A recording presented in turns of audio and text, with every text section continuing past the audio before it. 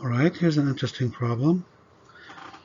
A rock is thrown straight up from a cliff that's 50 meters up. 12 seconds later, the person who threw the rock hears it hit the ground. Okay? What was the initial velocity of the rock? What is V0? Right? Assume the speed of sound is 340 meters per second. Alright, so here we have too many unknowns. Right? Let's say what we know and what we don't know. Obviously, the sound as it goes from the bottom to the top has nothing to do with free fall. Okay? The free fall is just a dashed white line. So what do we know? We know just the acceleration. Again, if we take our axis here like this at the bottom, then y0 we know it because it's 0. We don't know v0. We don't know y, the height, the maximum. Maybe we know when it came back down. We don't know v final. We don't know time. We know the acceleration. So we have a lot of unknowns on the right. So let's exploit this 12 seconds right now. Now what is that 12 seconds? That 12 seconds is the time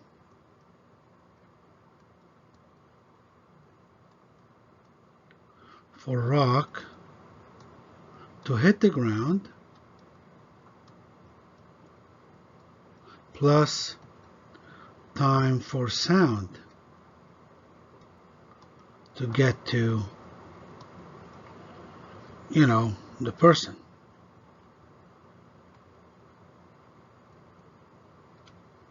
All right? So let's just say 12 equals t plus t sound. Well, this equation will probably give me t easily. That's the time it takes it to hit the ground, you know, from the cliff all the way up and then down, which is 12 minus t sound. Well, what is t sound? So for sound moves at a constant speed, so distance equals rate times time. Or I should pay h here, right? So the sound has to travel 50 meters in so many seconds at this speed.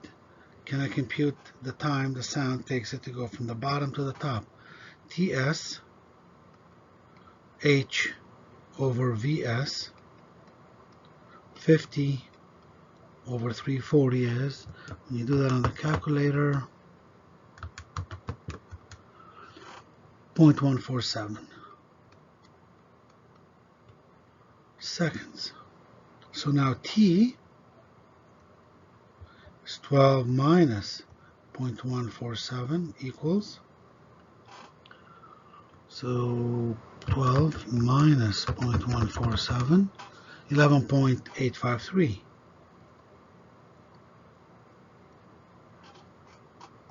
So this is the time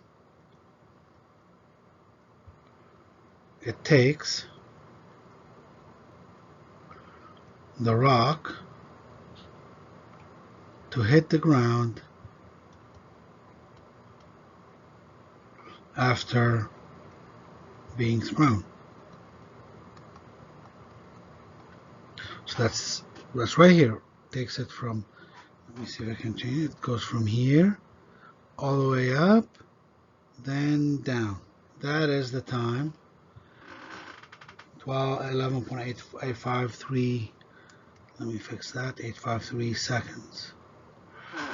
So now I know the time. Can I compute V0? Which equation would I use?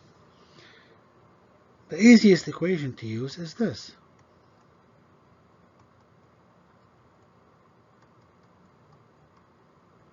Remember that A, if this is our axis right here, A is negative G, pointing down. Because plus is up. But when it hits the ground, y is 0. Let me solve for v0 first. It's y minus y0 minus 1/2 at squared over t. Y is 0. That's when it hits the ground. Minus y0, that's the initial height, which is 50. Minus 1/2, the acceleration is negative g. T is 11.83853 squared over 11.853. And when you plug that into the calculator, you do it all in one shot. So negative 50 plus 10 over 2 is 5. 5 times 11.853 squared divided by 11.853. I got 55.04 or 05 meters per second. Check my answer. So the initial height is 0.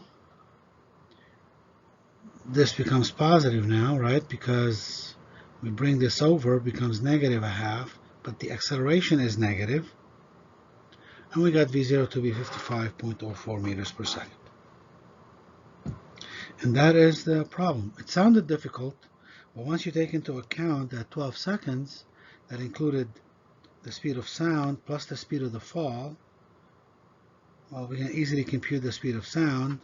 Then the speed of the fall will be easily derived from that, or could be easily derived from it. And then you could use this nice equation to compute v0. And that's it for this problem.